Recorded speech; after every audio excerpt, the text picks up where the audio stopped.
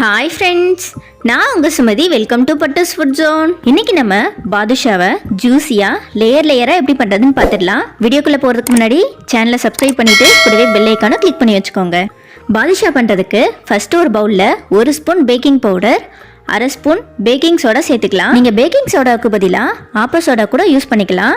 இதில் 50 ml அளவுக்கு room temperature நெய் சேர்த்துக்கலாம். நீங்கள் நெய்க்கு பதிலாக பட்டர் கூட யூஸ் பண்ணிக்கலாம். நெய்யோட எல்லாம் நல்லா கலந்து வரணும், அந்தளவுக்கு நம்ம மிக்ஸ் பண்ணி விட்டுடலாம். சோடாவும் பேக்கிங் பவுடரும் நல்லா ஆக்டிவேட் ஆகி வரணும், நல்லா கலந்து விட்டுடலாம். பாருங்கள், இப்போ நம்ம கலரே சேஞ்ச் ஆகிடுச்சு. இப்போ இது கூட 1 கப் அளவுக்கு மைதா மாவு சேர்த்துக்கலாம். இது 150 கிராம். 50 ml நெய்க்கு 150 கிராம் மைதா கரெக்டாக இருக்கும். இப்போது இதை ஃபுல்லாக மிக்ஸ் பண்ணி விட்டுடலாம். நெய்யோட நல்லா கலந்து வரணும்.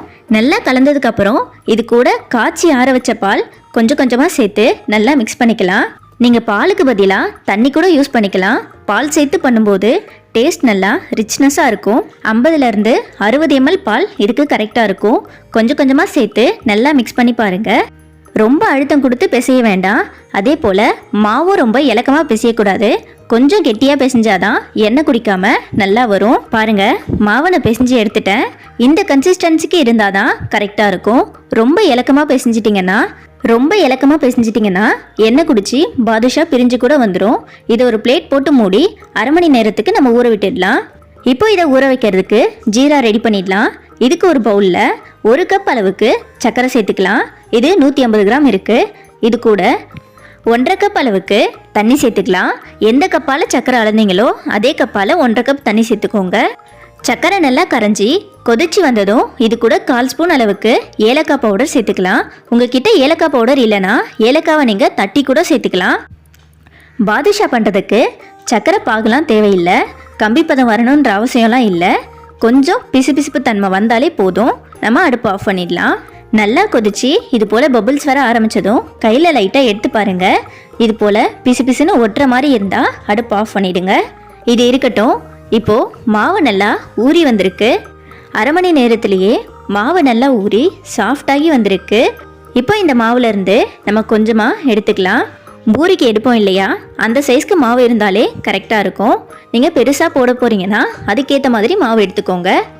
நம்ம எடுத்த மாவை உள்ளங்கையில் வச்சு இது போல் நல்லா ரவுண்டாக உருட்டிக்கலாம். நல்லா உருட்டிட்டு லைட்டாக ஒரு ப்ரெஸ் கொடுத்தா போதும். ரொம்ப அழுத்தி ப்ரெஸ் கொடுக்க வேண்டாம், அப்புறம் சப்பையாகி வந்துடும். இது போல் வந்தாலே போதும். ஒரு விரலை வச்சு இது போல் சின்னதாக ஹோல் மாதிரி பண்ணிவிடுங்க. ஓட்டை போடணும்னு அவசியம் இல்லை, சின்னதாக ஒரு ப்ரெஸ் கொடுத்தா போதும். இதே போல் மீதி இருக்க எல்லா மாவுலையும் நம்ம ரெடி பண்ணி எடுத்துக்கலாம். பாருங்கள், பாதுஷாவில் இப்போவே லேயர் ஃபார்ம் ஆக ஆரம்பிச்சிருக்கு. ரொம்ப மாவை அழுத்தி பிசைய வேண்டாம், கொஞ்சம் சாஃப்டாக பிசைஞ்சாதான் இந்தளவுக்கு லேயர் ஃபார்ம் ஆகி வரும். இப்போ இது எல்லாத்தையும் நம்ம எண்ணெயில் சேர்த்து பொரிச்சு எடுத்துக்கலாம். எண்ணெய் ரொம்ப சூடாக இருக்கக்கூடாது. பாதுஷாவை உள்ளே சேர்த்ததும் இது போல் லைட்டாக பபிள்ஸ் வந்தால் கரெக்டாக இருக்கும். பாருங்கள், ஒன்று ஒன்றா உள்ளே சேர்க்குறேன். இப்போ தான் பபிள்ஸ் வரவே ஆரம்பிக்குது. இப்படி இருந்தால் தான் பாதுஷா பிரியாமல் நிதானமாக பொரிஞ்சு வர்றதுக்கு கரெக்டாக இருக்கும். ரொம்ப ஹை ஃப்ளேமில் வச்சுட்டு பாதுஷாவை பொரிக்க வேண்டாம். லோ ஃப்ளேம்லேயே வச்சு பொரிஞ்சு வர அளவுக்கு பார்த்துக்கோங்க.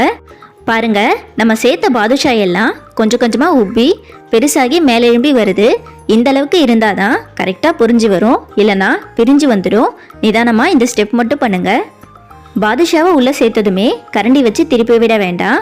ஒரு 2 நிமிஷம் நல்லா வெந்ததுக்கப்புறம் இது போல் திருப்பி விடுங்க. 5லேருந்து 8 நிமிஷத்துக்குள்ளவே பாதுஷா 2 சைடும் நல்லா வெந்து இது போல் கோல்டன் கலருக்கு மாறி வந்துடும். இந்த ஸ்டேஜில் நம்ம எண்ணெயை ஃபில்டர் பண்ணிவிட்டு வெளியே எடுத்துடலாம். பாதுஷா முழுமையாக வெந்து முடிக்கிற வரைக்கும் மீடியம் ஃப்ளேம்லேயோ ஹை ஃப்ளேம்லேயோ வைக்க வேண்டாம். பாதுஷா ஃபுல்லாகவுமே லோ ஃப்ளேம்லேயே வச்சு வேக வச்சுக்கோங்க. அப்போ தான் வெளியும் உள்ளேயும் ஈவனாக வெந்து வரும். இதை ஒரு பிளேட்டில் எடுத்து வச்சிடலாம். கொஞ்சம் சூடானதும் நம்ம ஜீராவில் போட்டு ஒரு 5 நிமிஷத்துக்கு மட்டும் ஊற வச்சுக்கலாம். இதே பாதுஷாவை நீங்கள் கோதுமை மாவில் பண்ணுறீங்கன்னா 1 மணி நேரத்துலேருந்து 2 மணி நேரத்துக்கு ஊற வைக்கிற மாதிரி இருக்கும். மைதா மாவுன்றதுனால 5 நிமிஷத்துலேயே 2 சைடும் நல்லா ஊறி வந்துடும். இது ஊறி வந்ததுக்கப்புறம் நம்ம வெளியே எடுத்துட்டு அடுத்த பேட்சை உள்ளே சேர்த்து இதே போல் ஊற வச்சிடலாம். அவ்வளோதான், ரொம்பவே சிம்பிளாக சூப்பராக நம்ம வீட்டிலே பாதுஷாவை ரெடி பண்ணிட்டோம். இதே போல் நீங்களும் ட்ரை பண்ணி பாருங்கள். ட்ரை பண்ணிவிட்டு எப்படி வந்திருக்குன்னு மறக்காமல் கமெண்ட் செக்ஷனில் கமெண்ட் பண்ணுங்கள். பாருங்கள், உடச்சி பார்த்தா எந்த அளவுக்கு லேயர் ஃபார்ம் ஆகி வந்திருக்கு. ஜீராவில் நல்லா ஊறி ஜூஸியாக வந்திருக்கு. மறக்காம நீங்களும் ட்ரை பண்ணிட்டு உங்க ஃப்ரெண்ட்ஸ் அண்ட் ஃபேமிலிக்கு இந்த வீடியோ ஷேர் பண்ணி விடுங்க. வீடியோ பிடிச்சிருந்தா லைக் பண்ணிட்டு நம்ம சேனலை சப்ஸ்கிரைபும் பண்ணி வச்சுக்கோங்க. பாய்.